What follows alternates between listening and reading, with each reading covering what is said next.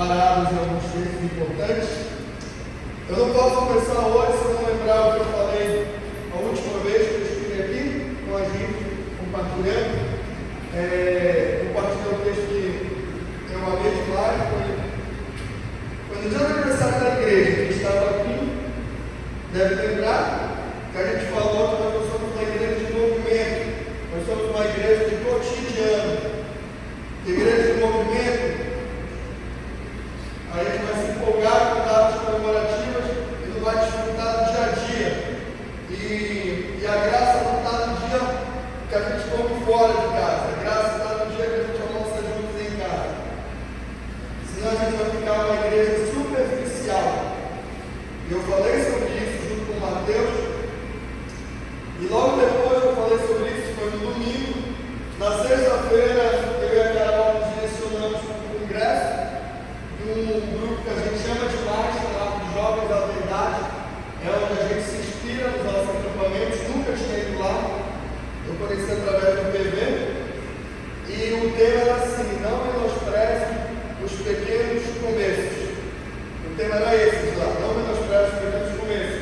E nós já fomos assim agraciados no final de semana, porque normalmente quem pregou lá foi o pastor da Rede, o pastor Thiago Marques, que você conhece a igreja da Rede, uma igreja interior de São Paulo, que começou em 2014, hoje ela tem 5 mil membros na igreja.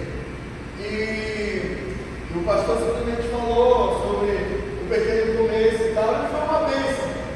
Mas outro dia foi um pastor muito conhecido, acho que alguns devem conhecer a banda Resgate, a banda gospel das antigas e tal.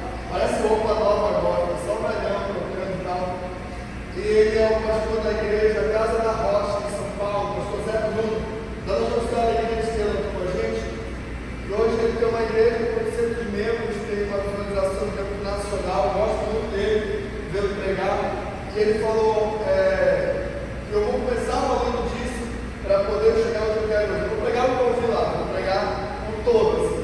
Mas ele começou, hoje eu tenho uma igreja muito conhecida, e ele falou o seguinte: o nome é Casa da Rocha. E ele falou: não menospreze os pequenos começos, mas nunca esqueça de ser humilde durante toda a trajetória. Foi isso que ele passou. E ele falou o seguinte: irmãos, para Deus, 20 pessoas, 30 pessoas, 5 mil pessoas é nada, porque Deus é tão grande que qualquer coisa para Deus é nada. E assim, é muito lindo ele falando. Ele falou: é uma igreja consideravelmente pequena para São Paulo, 700 pessoas, a outra tem 5 mil. E ele fala assim: eu sou muito feliz. Eu, como cara que está falando de números, eu já tenho crise, eu não gosto nem de responder, porque para nós, a gente não está em números, nós estamos em Deus. E em Deus, Ele nos entrega tudo que Ele quer. Tanto que para uns Ele vai entregar um ministério. Quem conhece o pastor Banco, você está há 20 anos com 3 membros da igreja dele. Tem outros que Ele entrega um ministério de 5 mil. E assim Ele falou: o que importa não é o tamanho, porque para Deus tudo é pequeno, porque Deus é muito grande. O que importa é os nossos corações durante toda essa caminhada, se nós estamos ligados aos números ou se nós estamos ligados a quem nós estamos em Deus. E depois de ministrar isso, ele ministrou muito bem, e assim, saiu muito impactado, porque ela saiu muito confiante, assim. Porque às vezes parece que a igreja que deu certo é a igreja que cresceu em número de pessoas, e não a igreja que criou uma família. E eu saí de lá, e no domingo seguinte, com a Doca, a pastora Daniela, eu nem ia pregar. Não sei se ele quis pregar, porque ele queria dar uma mensagem lá, tinha um monte de amigos dele lá, outros pastores. Ele falou: logo vou inserir essa mensagem para todo mundo. E ele pregou sobre o que ele chama de igreja do futuro. E assim foi muito impactante, porque parece que Deus falou nas nossas corações, que eu vou tanto com Deus no grupo do WhatsApp isso, que eu acho que nós estamos muito tranquilos no que nós estamos fazendo. E Deus tem entregado para a gente aquilo que Ele quer entregar. E eu não estou falando com uma de às vezes não deve fazer mais nada, não. Eu acho que nós precisamos entender que nós estamos em Deus. E o que eu vou falar hoje é um texto de Atos. E eu não vou falar sobre nenhuma das minhas pregações, mesmo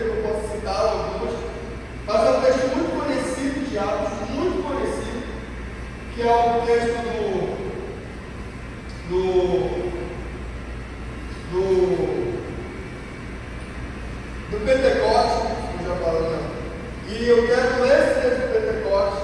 Logo depois, hoje a leitura deve ser um pouco mais longa, mas mesmo que a leitura um pouco mais longa, depois eu vou voltar para a gente tentar explicar tudo, ok? Então, abra sua Bíblia em Atos 2, os Atos dos Apóstolos, e versículo 1, e nós vamos em diante, amém? O texto diz o seguinte: cumprindo-se o dia de Pentecostes, estavam todos reunidos no mesmo lugar, e de repente veio do céu um som como de um vento, veemente e impetuoso, e encheu toda a casa em que estavam assentados. E foram vistas por eles línguas repartidas como que de fogo, as quais pousaram sobre cada um deles. E todos foram cheios do Espírito e começaram a falar em outros idiomas, conforme o Espírito Santo lhe concedia que falassem. E em Jerusalém estavam habitando judeus, vários religiosos, de todas as nações que estão debaixo do céu. E correndo aquela voz, agitou-se a uma multidão que estava confusa, porque cada um entendia na sua própria língua. E todos pasmavam-se e admiravam-se e diziam uns aos outros: pois que não são galileus todos esses outros que estão falando? Eles não são da Galileia? Como, pois, ouvimos cada um da língua em que nós nascemos? Partos e medos, elamitas, os que habitam na Mesopotâmia, Judéia, Capadócia, Ponto e Ásia, e Frígia, e Pamfilia, e Egito, e partes da Líbia, junto a Cirene e forasteiros romanos, e cretenenses, árabes, todos estavam ouvindo na sua própria língua falar das grandezas de Deus. E todos se maravilhavam e estavam suspensos, dizendo uns para os outros: que quer dizer isto? E outros zombavam e diziam: eles estão cheios de monstro. Amém? Deus, muito obrigado pela tua palavra. Obrigado, Senhor, porque nós temos certeza que a tua palavra ela é viva e ela é eficaz. Ela é viva porque simplesmente ela vai expressar algo que nós possamos viver, e ela é eficaz porque, além de produzir em nós, ela precisa produzir em outros através de Jesus. E assim, Pai, eu te agradeço, em nome de Jesus. Amém. Irmãos, dá uma segurada nesse texto. Eu queria, antes de falar esse texto, puxar um dado. A semana eu estava conversei com mais, eu acho que 5 jovens essa semana, e os 5 jovens eu comecei o seguinte assunto. Presta atenção. Nós temos 24 horas no dia, né? Olha essa conta. Nós temos 24 horas no dia. E nós temos, quantos a gente se conta semanalmente, né? Então eu vou colocar na semana. 24 horas no dia vezes 7 dias da semana, isso dá 168 horas. Presta atenção. 168 horas nós temos durante a nossa semana toda. Quanto tempo nós nos encontramos? Eu não vou nem falar 2 horas, não dá nem 2 horas. Das 168 horas, nós nos encontramos, vamos deixar tudo carregando. Nós nos encontramos 2 horas por semana.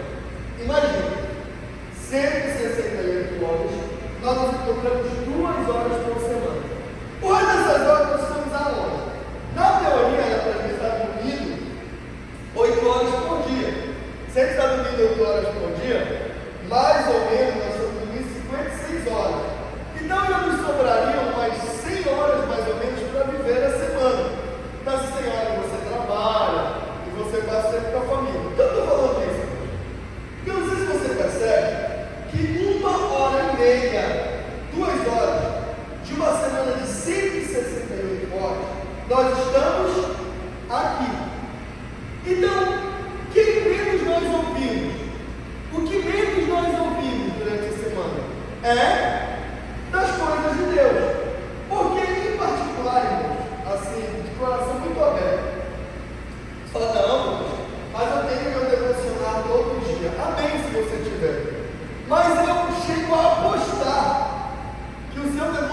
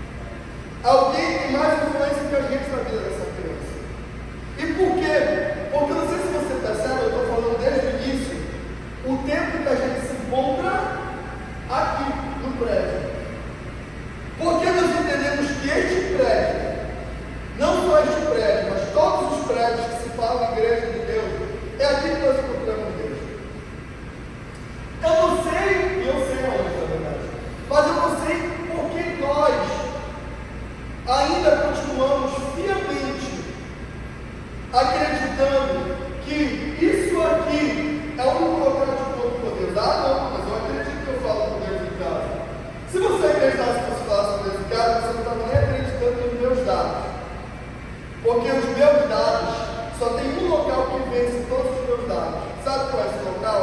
A sua casa. Porque mais do que na faculdade, mais do que no trabalho e mais do que na igreja, você está na sua casa. E lá tinha que ser um lugar onde a presença do Senhor tinha que jorrar. Por que eu estou falando isso, Deus? Porque eu vou citar o melhor exemplo. O Mateus, ontem, foi para um casamento. Quem sabe, quem conhece o Mateus, sabe que o Mateus é meio noite de festa. Olha o casamento que o Mateus foi. O casamento começava às 3 da tarde. Um barco da Vale Verde buscava 100 convidados para atravessar para a Ilha do Cumbu. Entrava no barco, era bebida à vontade. O Mateus falou que até chegar no Cumbu já estava todo mundo meio embriagado. Ele chegou lá, 3 da tarde, até chegar umas 4 horas, 4 e meia, mais ou menos, uma hora e meia de travessia, que vai dando aquelas voltas. Atravessou, 4 e meia, chegou no Cumbu. Para retornar, o primeiro barco voltaria às 11 horas da noite.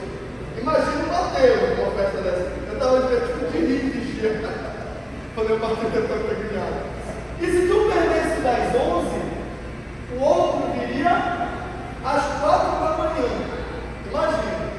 E o Mateus falou que o álcool lá passou. E eu não estou querendo falar, eu não estou nem querendo falar de álcool. Eu estou querendo falar que o Mateus estava num ambiente de igreja. Não, mentira, não é um ambiente de igreja. Ele estava num ambiente totalmente louco. Um ambiente assim que não é dele. E ele falava que toda vez que ele olhava para a tia da Camila falava: "Vem dançar comigo, Mateus." Ele estava falando: "Cadê olhar para ela?" Porque o Mateus tem muita inspiração por ela. Cadê olhar para ela?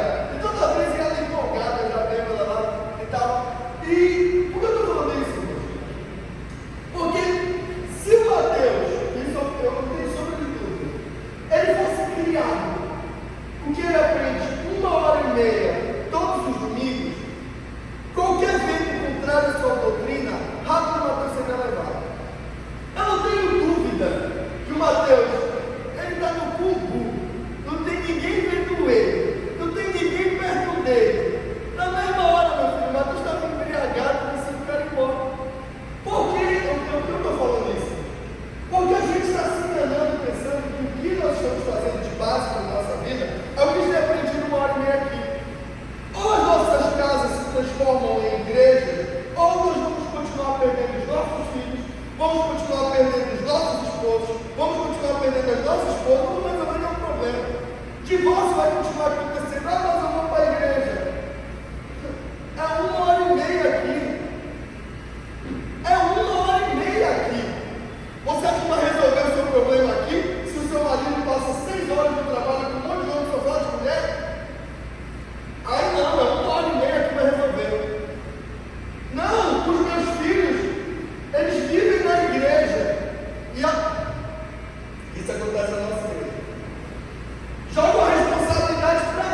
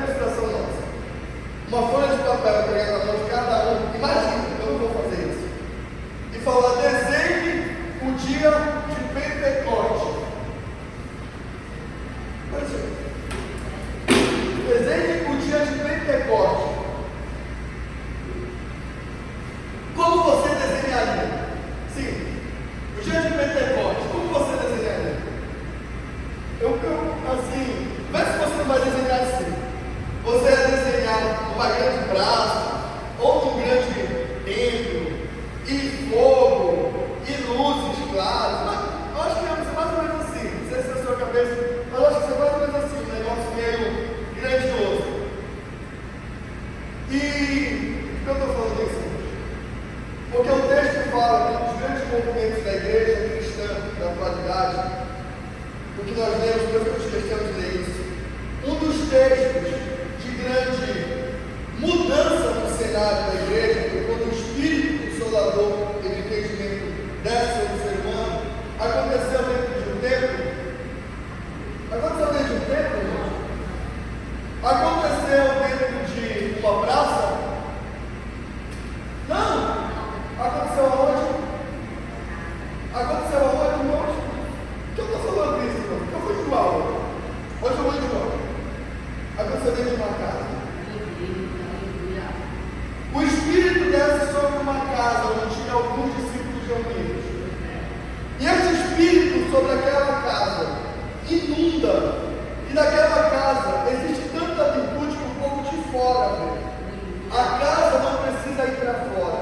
O povo de fora vê a casa. E ali se converte em 5 e depois 3. 1000 pessoas. Por que eu estou falando isso? Porque não é o templo, não é a praça, não é os nossos grandes movimentos.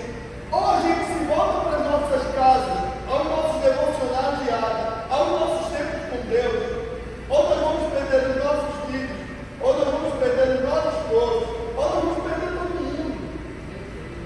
Não é normal a igreja evangélica no Brasil crescer absurdamente, junto com o número de divórcios dentro da igreja evangélica crescer também.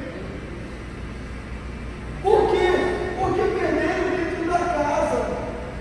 Perderam o pastoreado dentro da casa.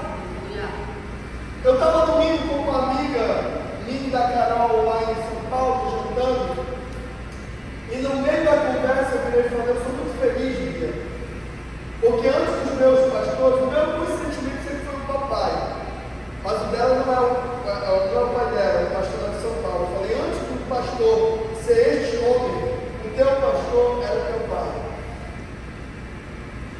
Eu falei isso para Sara ontem. Falei, Sara, antes do pastor Tadeu ser teu pastor, os teus pastores são os teus pais. Porque nós estamos terceirizando todas as nossas responsabilidades para 1h30 por semana. Então você imagina, porque nós enjoamos que você esteja muito na igreja. Não é pelo seu dinheiro, não é porque a gente tem medo de perder, é porque a gente sabe que você está ouvindo pouco. E onde você está ouvindo mais, é capaz de você acreditar e apostar todo o seu coração. Ah não, Lucas, eu sou forte.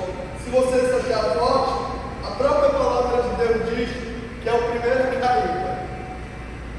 Porque nossa força vem do Senhor. E o poder dele se aperfeiçoa nas nossas fraquezas. Por que eu estou falando isso, irmãos? Porque desde quando eu ouvi no domingo passado o Daniel falou a seguinte expressão, ele falou, eu tenho medo da igreja dos nossos filhos. Por quê? Aí a pergunta dele. Porque nós pregamos unidade, mas a igreja mais dividida do Brasil se chama. Nós pregamos unidade e a igreja mais dividida do Brasil se chama. Não tenho medo de falar. É a nossa igreja, a igreja evangélica. Nem os católicos são tão divididos quanto nós. Você nunca vê um islâmico brigar com outra comunidade. Não existe igreja mais unida que a igreja evangélica. E além de ser dividida, só vive se brigando. Agora com a internet ficou mais legal, né? Porque os caras se brigam na internet mesmo. Não concordei com alguma coisa, se mete as facas. E mais do que isso, nós pregamos que a palavra de Deus é a verdade. E você já abre a internet hoje, muita gente falando que a palavra de Deus não é tão bem a verdade assim. E a gente quer que os nossos filhos acreditem que é isso que eles querem para a vida deles. Ah, imagina a cara dos nossos filhos. Meus pais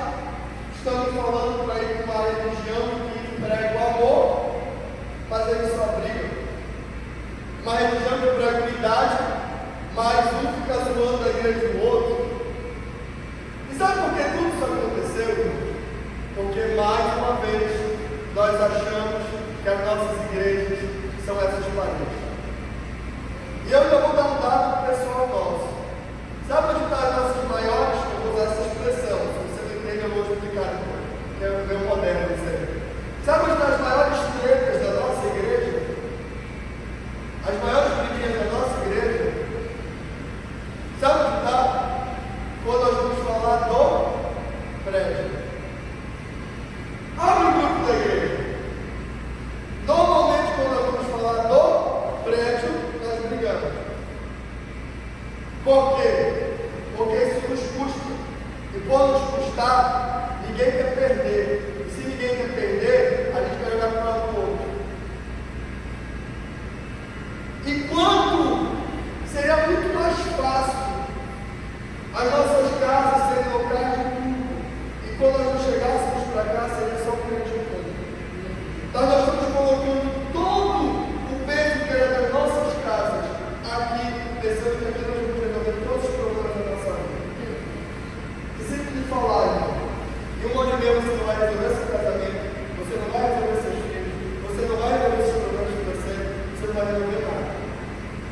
E desde quando a gente vem com isso de lá, na terça-feira dos jovens, a primeira pregação da terça-feira é o seguinte, e não estava nem combinado se essa pregação foi pregado sobre a mulher que derrama o perfume aos pés de Jesus.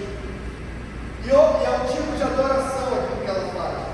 E é esquisito, porque para nós, se eu chego e falar, vou adorar Jesus e jogo o perfume, a gente vai chamar no mínimo de loucura. E a mulher entregou algo que tinha. E eu desafiei os jovens, como sempre desafio, mas eu acho que ninguém tem me ouvido ultimamente, até compartilhei com eles. Ou ninguém tem me ouvido, eu estou tentando montar uma outra estratégia. E eu falei sobre entrega. Eu falei, o que o Mateus falou sobre isso? Deus tinha tanto jeito de vir, mas ele viu decidiu se entregar. E eu falei, o que nós temos entregado para Deus? Aí muita gente responde, indo para o culto. Para você, a maior entrega da sua vida, você acha que você está quente com Deus, porque você está vindo para o culto.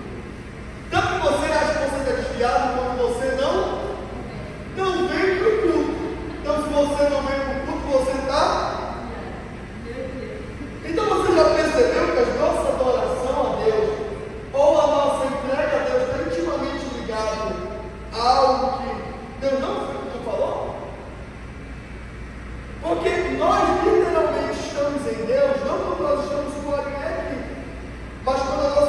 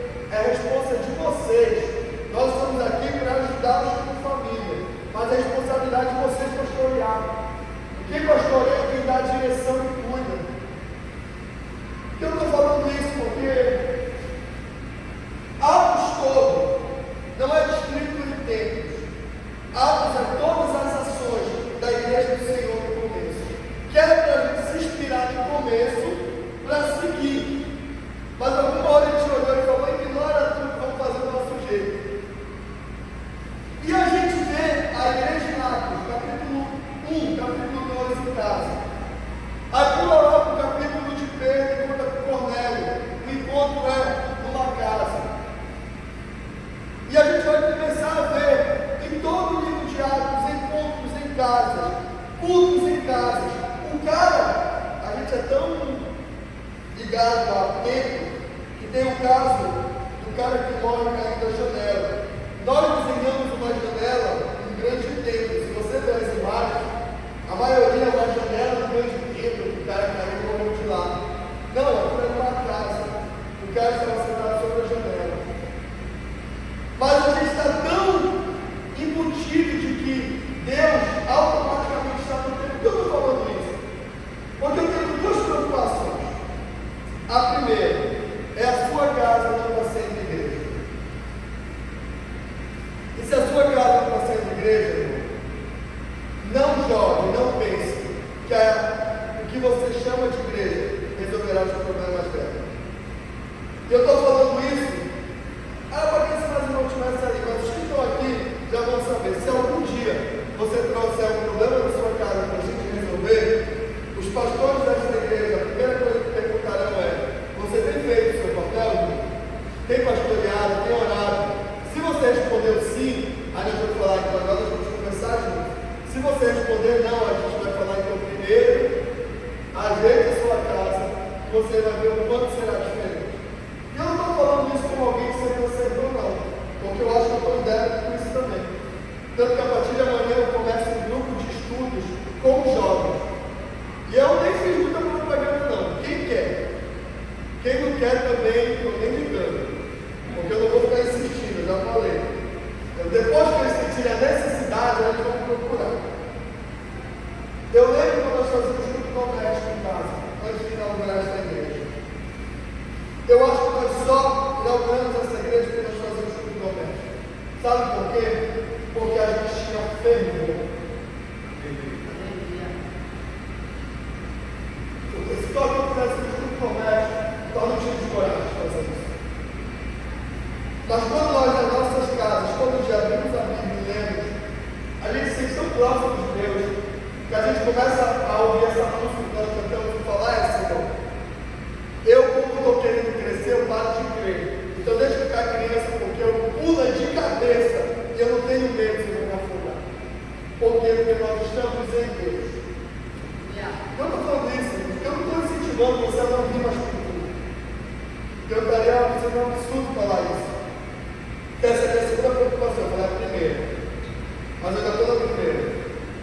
Eu estou querendo que a sua casa seja um local de devocional diário. Um local de culto diário. Ah, Lucas, é muito tempo. Não tem problema. A escola é 5 horas da sua vida. Se você não quer continuar deixando que só os professores ensinem o que ela tem que seguir para a vida, não faça, não tem problema. O único prejudicado será você e sua cultura. Eu não estou falando isso, irmãos, com quem está dando conselho de fazer. Eu estou dando isso como quase algo que tem que ser feito. Porque senão daqui a pouco a nossa igreja, eu estou falando da comunidade, a igreja do Senhor vai estar igual à europeia. A igreja da Europa hoje precisa ser enviada de missionários do Brasil para lá, porque é uma igreja morta. Uma igreja que não ama mais ao Senhor, ama a sua própria barriga, ama o seu próprio dinheiro. Por quê? Porque um dia perdeu o fervor e o amor do Senhor. Porque perdeu a igreja das casas. Porque a corrupção não está dentro das casas. Sabe onde está? Nos prédios. Sabe onde está os escândalos das igrejas? Está nas casas? Não, está nos prédios. Que é a minha segunda preocupação. Os nossos prédios devem estar sendo em casa. Porque a sua casa resolva. E eu não posso resolver por você. Esse eu não posso mesmo. Mas nós podemos estar para aconselhar. Lucas, eu não consigo ainda fazer só. Lucas, dá para te fazer um live. A partir de amanhã eu começo um grupo de leitura bíblica para os jovens às 6 da manhã. 6 às 6h30, 2 vezes por semana. Com alguns jovens pingados que me procuraram, eu começarei. Por quê? Porque não dá para ficar uma manhã só com eles e a faculdade de 25 horas. E já que muitos deles, os pais não são daqui, e os pais eu não posso instruí-los, eu preciso de algum jeito intervir. E esse é o meu amor e o meu cuidado, e eu tenho como minha missão. Agora, na sua casa eu não posso servir, mas nesse prédio sim.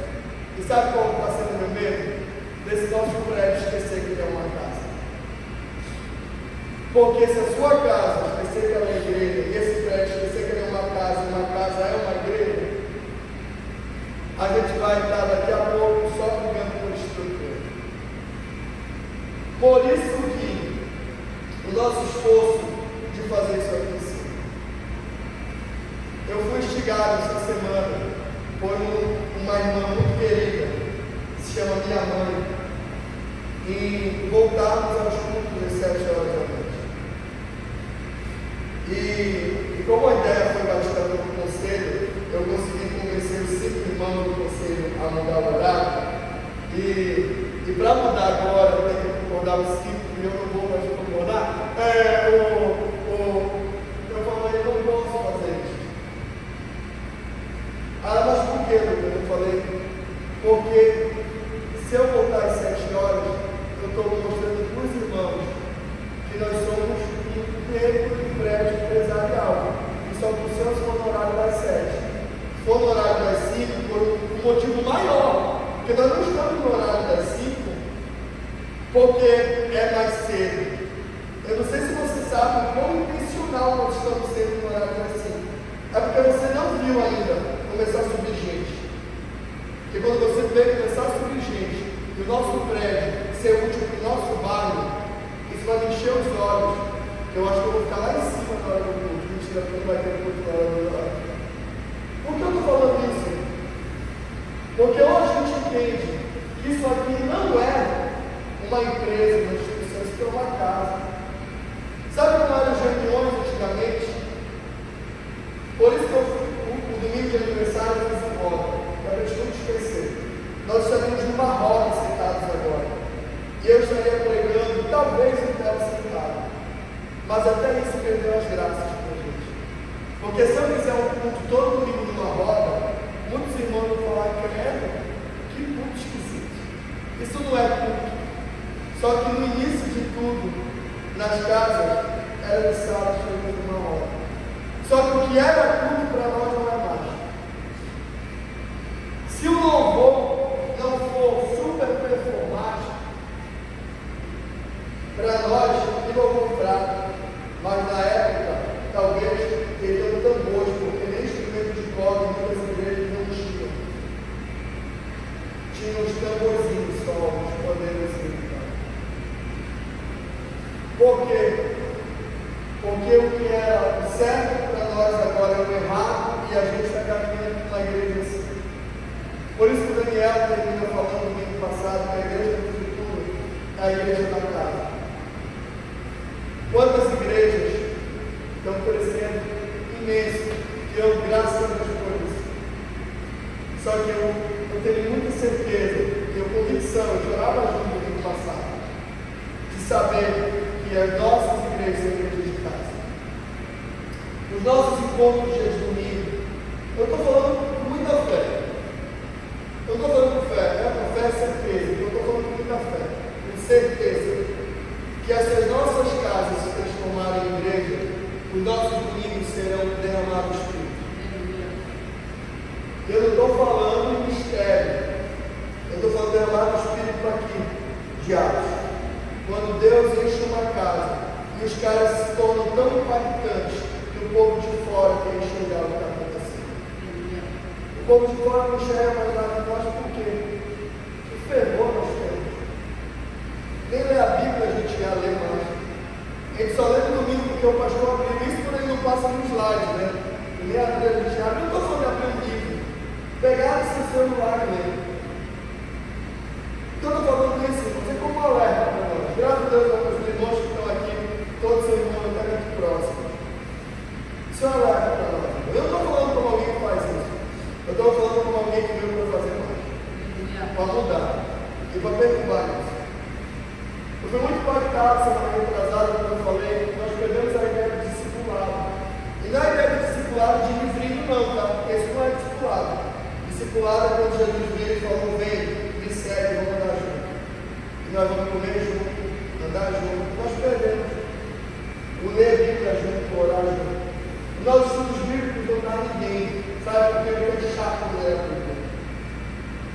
Mais chato é ouvir Mateus. Só que o Mateus também se dedica muito para trazer o mínimo de conteúdo para nós. Ao ponto de domingo, foi sexta que eu preguei para casais no dia? Foi sexta, amor, que nós pregamos para de casais? Um cara me chamou, que é a igreja desse rapaz que me convidou. Todo mundo gosta de eu vá lá pregar, porque eu gosto que ele me acha estándar. Eles me convidaram porque eles me acham engraçado. Aí eu falei: na minha igreja ninguém me bate, todo mundo já conhece as piadas. E eu falei, quando eu terminei de pregar lá, ele falou: eu gosto muito de ouvir tudo. Eu falei: deve ser mais sério, é legal, né? Eu não gosto. Por quê? Porque alguém tem que pregar o conteúdo que a gente não tem. E Deus precisava graças. Mas nós não temos que valorizar. Eu não estou falando do seu trabalho, não estou falando com você. Mas tudo bem, você não quer, não tem problema. A novela está educando, a internet está educando, a faculdade está educando, o trabalho está educando. Se você não estiver educando, não se preocupe, tem muita gente educando. O problema é que ou a gente se posiciona agora, ou daqui a pouco, nossos filhos nos perderão. Eu vou encerrar falando do testemunho pessoal. A primeira testemunho pessoal foi esse: nós nunca teríamos aberto essa igreja se nós não tivéssemos um devocional diário. E quando nós abrimos a igreja, nós paramos o devocional. Porque a gente acha, não, eu vim para a igreja todo domingo. A gente continua achando que é aqui. A nossa religiosidade está achando que é aqui. Esqueceram nossas casas. O segundo, tem uma coisa em casa que, por causa do trabalho, quem nos acompanha mais de perto, acho que foi uma vez que o Pérez comentou isso, falou: a gente come muito fora. Então, porque a bicha é barato comer fora, a gente come muito fora. E a gente come muito fora, eu entendo que é de Deus isso.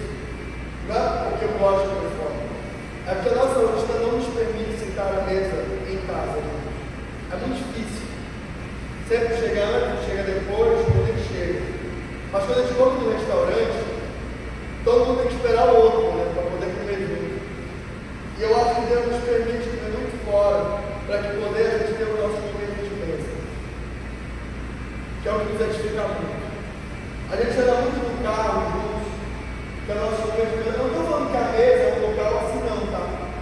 Uma mesa é um local onde nós vamos parar, conversar sobre Deus. Está faltando isso. Está faltando isso. Eu vou falar o que eu ouvi ontem, gente. A Sarinha falou para mim, falou agora, todo domingo termina o culto. Ah, mamãe não, me fala muito. Então ela sempre está aqui com visita em casa. Mas eu paro com o papai e a gente conversa sobre a pregação. A gente pode não chegar agora, mas no futuro nós estamos criando homens e mulheres de Deus. Eu estou falando isso, porque eu já perdi meu filho, eu já perdi meu esposo, eu já perdi minha esposa. Existe uma coisa que Deus na Bíblia trata muito bem, que existe a fé, a esperança e o amor. O único que não vai acabar é o amor, mas ele não vai acabar na eternidade. Só na eternidade, que vai ficar só ele. Porque quando nós estamos na terra, Deus fala que existem três: a fé e a esperança. Ou você crê, ou ninguém crerá por você. Ou você crê que Deus pode restaurar seu filho? Creia, porque ninguém crerá por você. O pastoreado é seu. O pastoreado é seu, não é nosso. Você quer que a gente creia naquilo que nem vocês creem. Não tem como. Segundo, seu esposo e sua esposa. Lucas, creia, meu irmão. Eu já vi B.O. muito grande. Eu já vi, não, acompanho meu pai e minha mãe cuidam mais de casais. Que a gente olhava e falava, o cara estava separado da mulher, já estava 20 dias com o outro. O papai chamava até de cunhada, a outra lá. É cunhada, o papai é diferente, é cunhado e tal. E a mulher aqui dele, em Belém, já mais de 8 anos separado, quando numa tarde ele liga para o papai e fala: Tadeu, eu te convido para casar, para o meu casamento. Eu falo: ai, tu vai casar com quem? Com a minha ex-mulher. Com a primeira mulher dele, ele casou de novo. Sabe o que é isso, irmãos? É Deus. Há uma mulher que sempre se entregou à oração. Deus não tem como não cuidar de uma casa, não tem como manifestar sua glória numa casa, e tem que se entregar. Isso falta de nós, não só da igreja, da liderança dessa igreja, das nossas casas serem lugar de oração, de comunhão. As nossas casas são lugares de briga. Tem um jovem na vigia, estava com a Bruna e a Sara falando, um jovem que andava do meu lado, sempre com a gente. E essa semana eu estava na pizzaria, eu vi ele passando por um lugar onde vende droga, e fumando. Eu li com a maior tristeza, eu falei: amor, não tem o que fazer. Aí a galera de conta, eu falei: não tem o que fazer, sabe por quê? Porque eu vou pregar 1h30 para ele chega na casa dele, é a maior briga na casa dele, é o maior quebra-pau na casa dele. Adianta o que eu vou falar 1h30? Não adianta, porque os irmãos da casa dele, todos se dizem da igreja. E todos o tratam com a maior indiferença. Então adianta eu pregar se em 25 horas estou estragando a minha pregação? Ou nossas casas mudam, senão não adianta ficar aqui nem para nos ouvir. Que não existe transformação. Por isso que Deus fala, Romanos 2.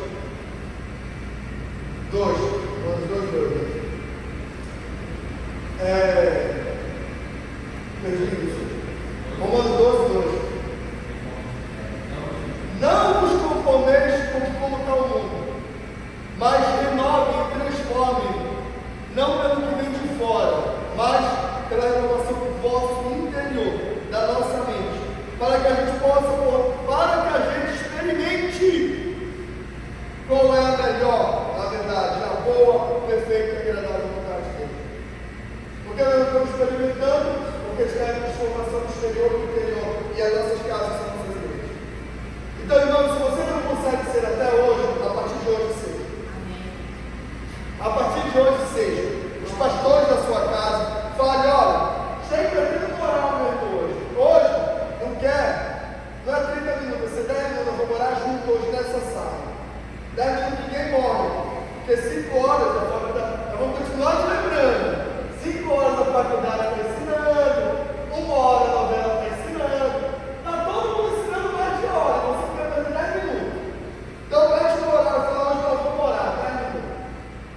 Se for 10 minutos durante 3 anos, não tem problema. Se conseguir aumentando, é melhor. Mas é hora de colocar, para que as nossas casas sejam locais de avivamento. E o que as igrejas será um local de culto.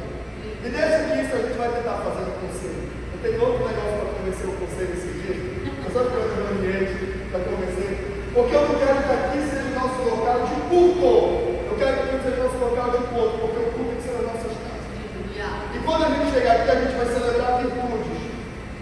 Nós vamos falar e vocês vão ver. Eu não sei, do café. Não é a manifestação de Deus através das casas. E não através do culto. Porque o culto não é a manifestação. É as vidas. E cada um se está celebrando, falando de Deus. Eu quero contar o testemunho dessa semana em casa. E vai, celebra. E a gente fala: amém pela vida de Deus. Está vendo como a palavra de Deus é viva? Está ali, a Deus. A tia Luciana falou: tem o testemunho, está vendo? É eficaz a palavra de Deus. Não é só uma hora que nunca escutou. Ou ela é viva, ou ela continua sendo dentro dos mortos. E Deus não levanta homens magníficos, tá, irmão? Deus levanta homens simples. O cara que alimentou uma multidão, eu já preguei isso na igreja, mas a gente esquece. O cara responsável por alimentar uma multidão não foi nem Jesus nem os seus discípulos. Foi quem? Foi quem? Como era o nome do garoto? Tinha nome? Não. Um menino era tão desconhecido que nem nome a Bíblia deu para ele. Foi um rapaz que tinha o quê? 5 pães e 2 peixes. Então, quem Deus dá a responsabilidade para alimentar uma multidão é aqueles que têm prazer em meter para fora e falar: eu estou aqui. Não é aqueles que ficam: eu sou discípulo de Jesus, não sei o que, não. É quem eu estou aqui, Senhor, aqui, ó. É para 5 mil